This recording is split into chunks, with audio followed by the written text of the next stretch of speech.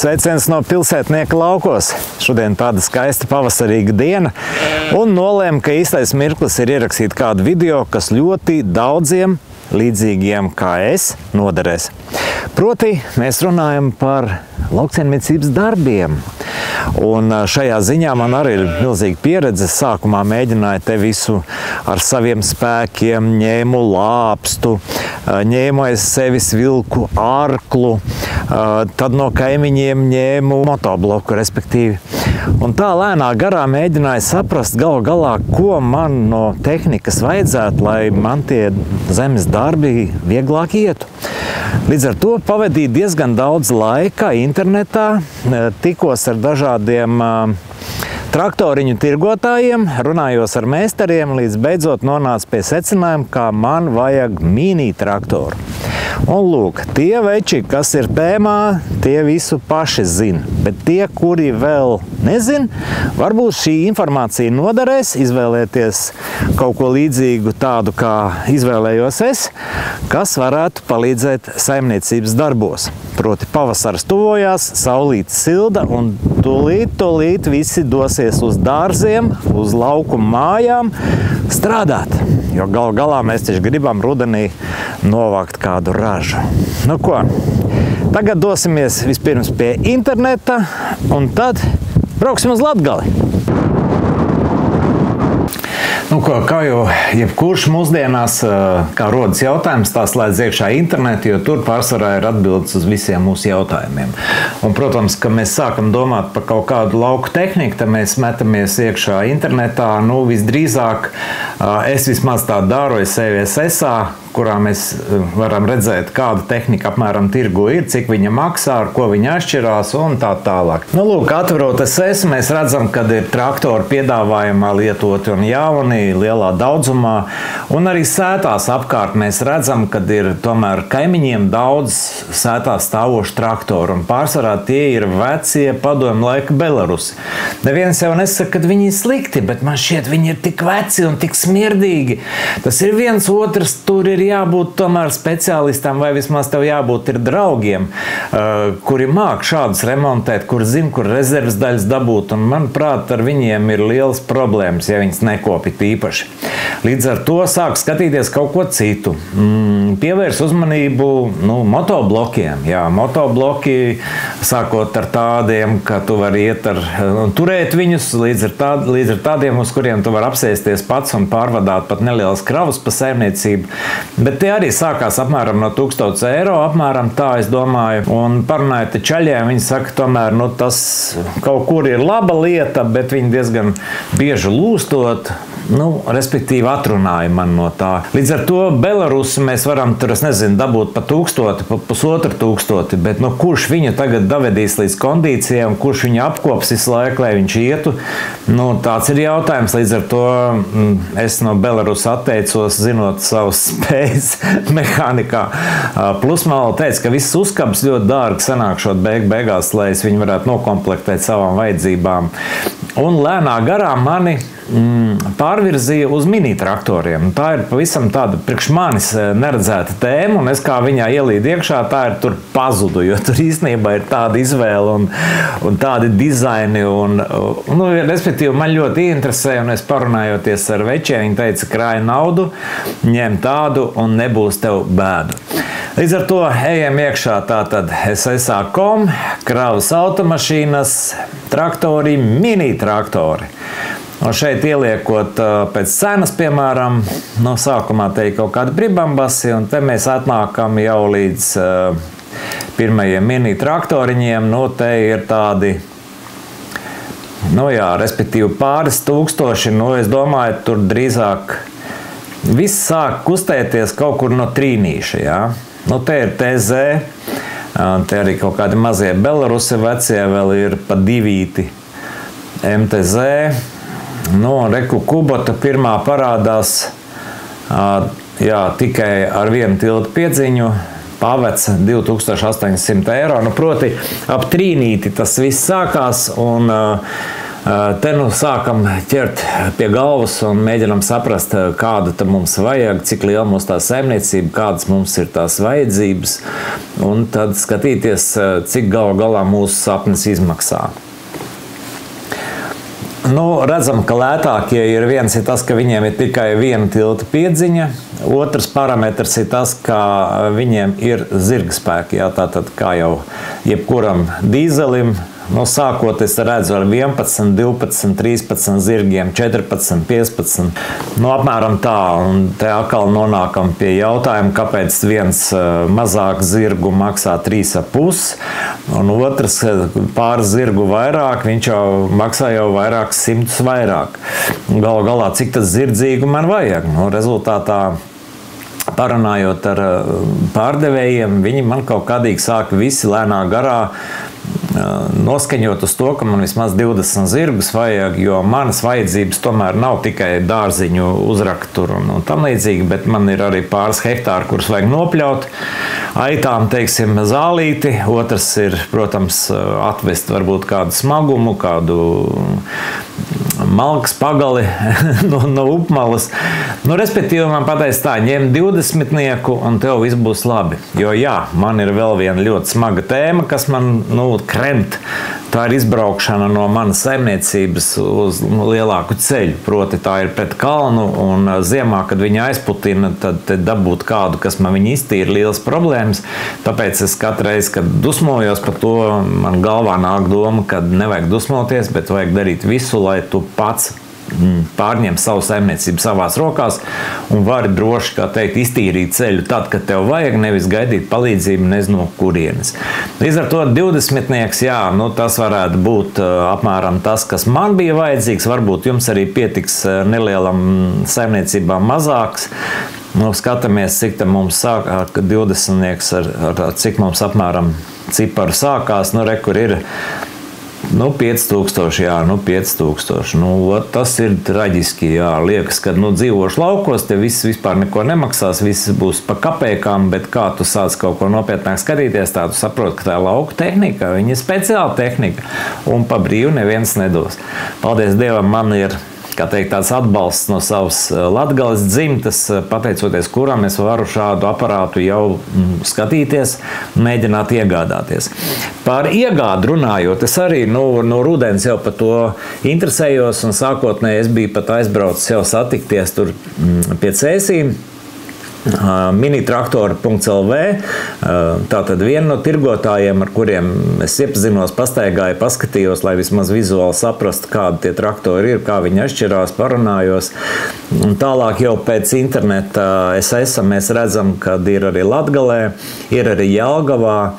Es noteikti domāju, kad atradīsiet vēl kādu tirgotāju, bet viņu īpaši daudz nav.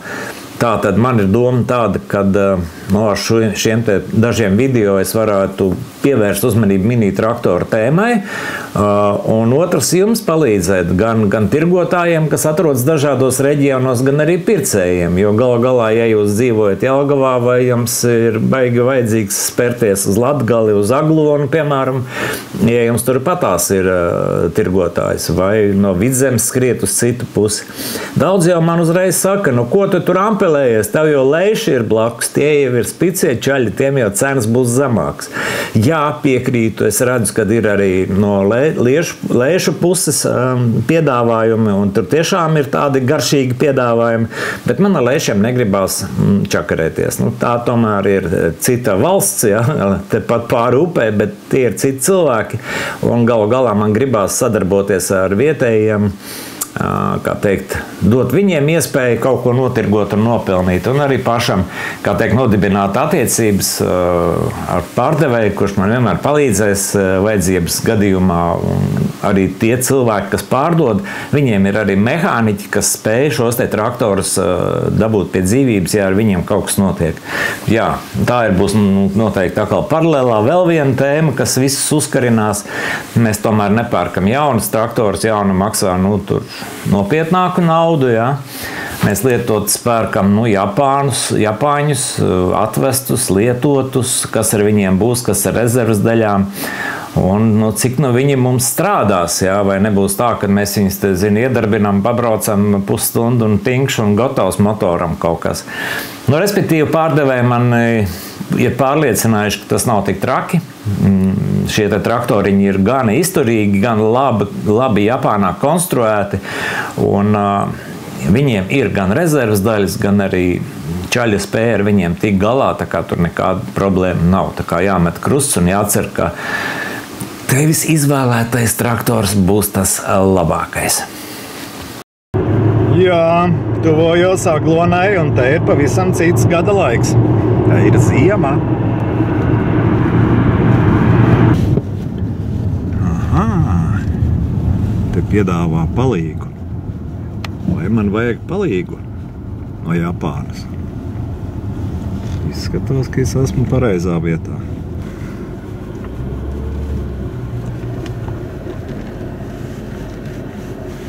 Reku šeku, es esmu klāt. Aiziet! Reku, mana dzīve, traktorista dzīve sākās Latgalē. Interesanta vieta, Aglona. Un Reika ir Papa Toto! Vasals! No laukiem. Vasals. Vasals. Klausies, man ir, baigi smagi, saproties. Visu saprotu, kas notiek, jā, bet pa traktoriem, šim mini traktoriem man vispār nekādas poņas nav. Un tas ir šausmīgi. Ja tu esi iegriezies vispareizākā vietā pie mums. Mēs tev varēsim visu sastāstīt, visu parādīt un visu izrunāt ar tevi. Ejam iekšā. Ejam, es tev parādīšu visu. Man jau ļoti patīk šitie saucamie latgaļu šourumi. Oho! Paskaties. Jā, sāksim ar to, ka jā, tiešām man ir liels kalns, ka es esmu autoraidījumus taisījis un braukājis, rallijus un visu kaut ko. Un pa mini traktoriem vispār neko nekad nebija zinājis, līdz es sāku dzīvot laukos. Labi, vai varbūt priekš manis un priekš visiem tiem pilsētniekiem, kas ir laukos, izstāstam, kas ir mini traktors un kāpēc viņi ir tik dažādās izmēros, krāsās un zirga spēkos. Redzi, pirmām kārtām sāksim ar to, ka mini traktori ir tiešām daudz, visādos veidos. Zirgu apjomos ir visādi. Pieņemsim, šitas ir 20 zirgu. Ir arī 12 zirgu blakus. Ir arī 41 zirgu. Ir svarīgi saprast katram cilvēkam, cik nepieciešami lieli darbi veikt mājās. Pieņemsim pļaušana, kāda malku sagatavot no meža. Tāpēc, ko tu vēlies priekš savām mājām? Jā, es vēlos priekš savām mājām nelielu traktoriņu, ar kur es varētu 2 hektārus gan nopļaut, varbūt kādu siena rulli atvest, uzart kaut ko. Un runājot par zirgspēkiem, es momentāli biju uz pauzes, jo man ir maziņš traktoriņš, ar kuru es zāli pļauju, benzīnnieks. Raiderīši šitie, ja? Jā, viņam ir 14 zirgi, un viņš man nifigā neiet. Nē, zini kā, es parasti saku tā, ja tev ir nauda, tu vari paņemt pļāvēju, raiderīti kā tavā gadījumā, un plus traktoru. Bet ja tev naudas ir mazāk, teiksim, ierobežots budžets, tu labāk paņem vienu traktoru. Tu gan varēsi pļaut, darīt, tu varēsi malku atvest, tu varēsi sniegu tīrīt, tu varēsi, nezinu, uz veikalu aizbraukt pēc maizes un tā tālāk. Viens dara daudz funkcijas uzreiz. Tas ir daudz izdevīgāk un daudz funkcionālāk. Jā. Redzim, mēs te stāv šitais te smukais zilais. Viņš man te uzreiz tā piekrīt, bet tas ir man, kā tur, kurā attīstīties. Bet turpat ārā stāv zilais Belarus. Belarus maksā krietni zemāku naudu, un visi vietēji arī braukā Belarusiem. Kāpēc pie tevis nav Belarusu tādā daudzumā? Redzi, par pirmo jautājumu, šitas 41. Es domāju, ka priekš 2 hektāriem viņš tev būs pat daudz. Tas ir tiešām tevai nākotnē perspektīvai, kad tev būs 50 lopi mājās. Tād. Bet attiecās, kas ir uz Belarusu, tas ir mans viedoklis. Tas tā kā aizejošais laiks. Kvalitāte nesalīdzināmi labāka ir japānietam. Nesalīdzināma labāka japānietam nekā MTZ Belarus. Es zinu pēc savas prakses, jo es lietoju jau tos 10 gadus. Savā mājā, savām vajadzībām, privātajā. Remontu minimāli. Tikai prieks un kaifs. Vietēji arī teica, ka tās visas uzkabas būs baigi dārgās. Es domāju, pļaujmašīnas, kaut kāda arkli un tam līdzīgi salīdzinoši ar tiem, kas ir vajadzīgi priekš šiem mazajiem traktoriņiem, ne? Uzkabes nepateikšu, ka dārgākas. Viņas visas ir pieejamas. Mums arī uz vietas ir lāpstas, frēzes, pļaumašīnas, gan āmuriņu pļaumašīnas, gan frēzes naži. Neteikšu, ka tas ir dārgi. Tas ir viss pieejami, jo to tu nepirksi katru gadu. Tu nopirki reizi, investēji un tad priecājies. Es priecājos arī ielienot SSA un apskatoties mini traktoru piedāvājumu Latvijas tirgu un redzu, ka te ir pavisam cita pasaule. Te ir tādi aparāti, par kuriem es neesmu interesējies, saprot? Un es domāju, viņi te šie smuki un tādi un šitādi un kantaināki un apaļāki. Acīm redzot, tā ir sava pasaule, kurā mēs tagad esam ieniruši un kurā es nolaidības rezultātā nebiju bijis. Līdz šim nebija ticis. Kaut kā palaidi garām to visu. Jā. Redzi, tas viss atšķirība ir vienam pašam Japānietim, vienam pašam valstī. Jā. Ir daudz ražotāju. Jā. Janmārs, Hinamoto, Kuboto, kas jau baigie lielie brendi. Tas pats Mitsubishi, Iseki, Shibaura. Tas viss ir pieejams šeit. Mēli izmežģīt var klausēt. Nē, nekas, es jau pieradu. Man šitāds sarkans patīk. Es tā kā blondīni runāju. Jā, pareizi, droši. Tas Mitsuks tīri forši izskatās un te cipari atbilst, un tas Janmāriņš arī tāds. Man taču vajag, lai smuki ir. Un tajā mirklī, ka es šitā runāju, es atceros, ko es runāju tad, kad mēģināju sev tagad nesen pirkt vecu suvāru. Domāju, pēc kā es izskatīšos. Un te es sev pajautāju, tā manām nav pie dirsas ar tādu modeli es braucu maniem suņiem un kaķiem. Labi, ko es esmu pamanījis, ka mani kaut kādīgi jūs stelējat uz tādu apmēram 20 zirgu jaudu, jā? Jā. Un tu man neatbildēji, kāpēc mans pļāvējs nav tik jaudīgs ar 14 zirgiem benzīnieku, jo laikam tomēr ir atšķirība, vai tas ir benzīnieks vai... Dīzelis viņš ir jaudīgāks, viņam ir tā ķaga saucamā. Jā. Un viņš tādiem darbiem smagākiem dīzeļa motors ir pateicīgāks. Viņam ir cita jauda. Te laikam ir atbilde, kāpēc šie te traktoriņi nemaksā tik lēti kā kaut kādi motobloki, vai ne? Protams. Tas ir tomēr traktors. Tu pats brauc motobloks, tu tur skraidīt pakaļ viņam. Traktors tā ir cita lieta. Te, teiksim, gadi. Es redzu, šitais pats, oranžais. Viņš neizskatās baigi svaigais. Viņš nav no otrā pasaules kara? Nē, no otrā viņš nav, bet pēc otrā. Viņš ir 70. gadu. Viņš ir mazliet vecāks par mani, droši vien. Bet viņam ir stāvoklis ideāls, jo viņš ir kaut kur, iekonservēts bija. Tas ir atkal tādiem retro mīļiem, kam gribās tādu. Arī, protams, bet arī darbam. Viņš, protams, nav 4x4, bet 2x4 un 26 zirgi un 4,300 tikai eiro maksā. Tāpēc viņš ir laba cena priekš tāda lieluma.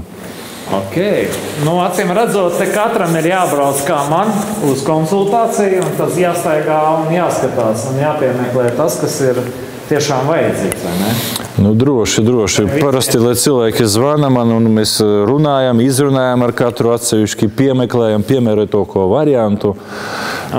Un te es uzreiz atceros, to es esmu beigais 4x4 mīlis.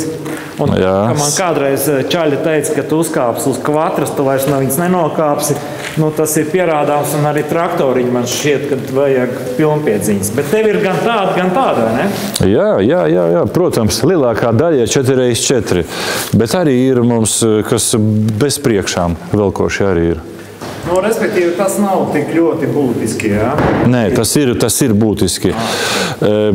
Pirmām kārtām jau caurējamība, piemēram, kādā no meža malku izstiep, tas būtu jau daudz labāk ar priekšu. Vai pat tajā aršanā, frēzēšanā ir svarīgi, lai būtu priekša velkošā. Varbūt nav svarīgi pļaušanas darbos, bet tieši tajos smagajos ir svarīgi. Kvadra tomēr ir svarīgi. Jā, un vēl ir faktors, nav maz svarīgs - nauda. Tur uzreiz kaut kur 1000 dārgāk. Tas jau atkal, kā tu operē ar to naudiņu un cik tu gribi atvēlēt tam visam pasākumam. Jā, un te es paralēli redzu atkal aparātus, kas ir ar frontālo.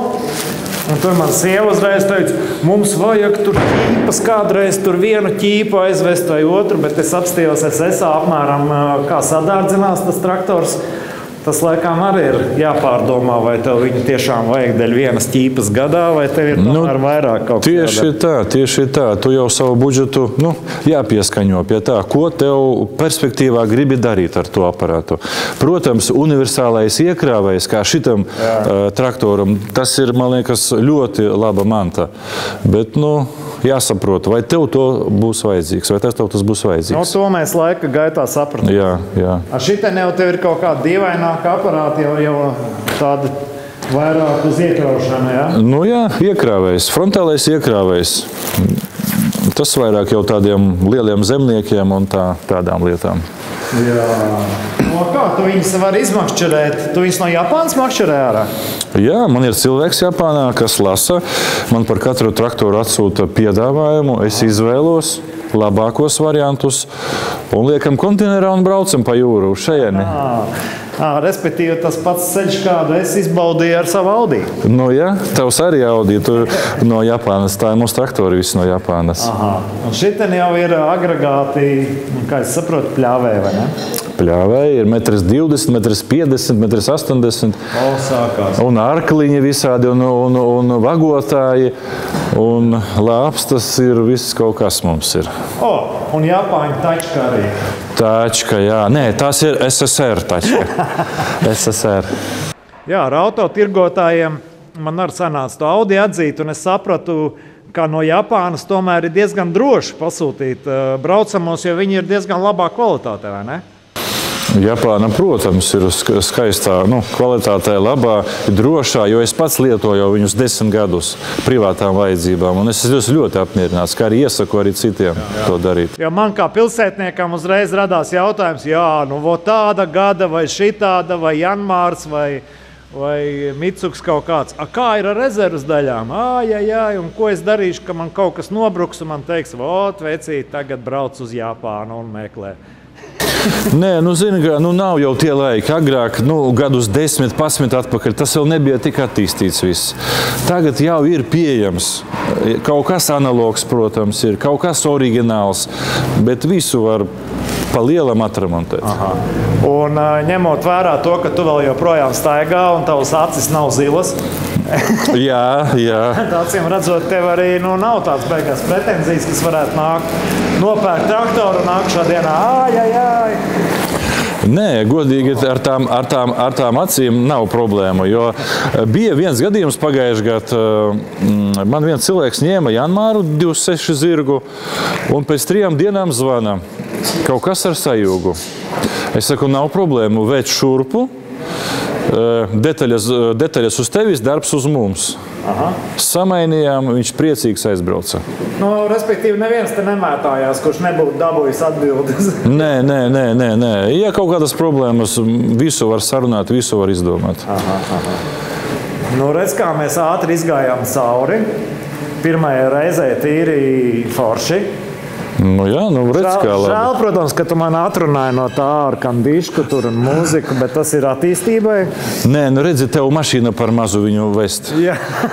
Es tev noteikti viņu iesolītu, iesvātotu, bet tev, kvatro tas ir labi, bet ar šitādu tu vienalga viņu neizvilksi. Jā, proti, pirmajā reizē, manuprāt, ir normāli, mēs esam 15 minūtes izpļāpājušies. Forši. Domāju, ka nākošajā reizē paķersim kaut ko interesantāku, kaut ko konkrētāku. Bet pirmās iezīmes ir, un es domāju, ka tas attiecās gan uz džekiem, gan arī uz sievietēm. Un pat es esmu pamanījis tavā TikTokā, ka tev pat bērni tur vizinās ar tiem traktoriņiem. Nu jā, tie ir mani puikas. Viņi, tāpēc jau ir tas papa Toto. Radās papa, a Toto, tas ir traktors. Un viņi saka papa Toto.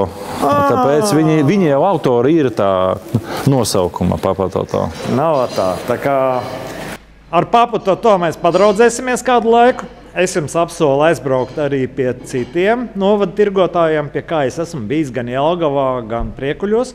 Parādīt, kā pie viņiem izskatās, ko viņi par to visu stāsta.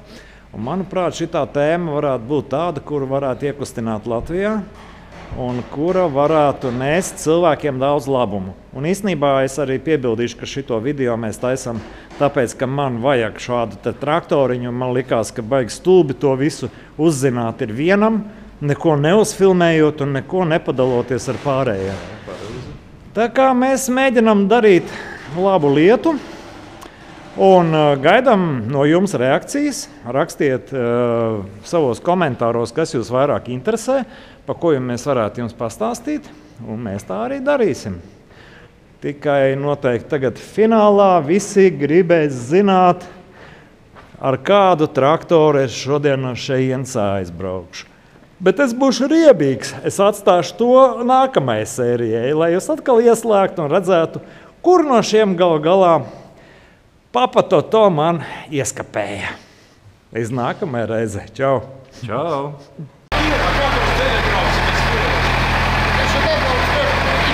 Skaties, 90 nepārsniedz.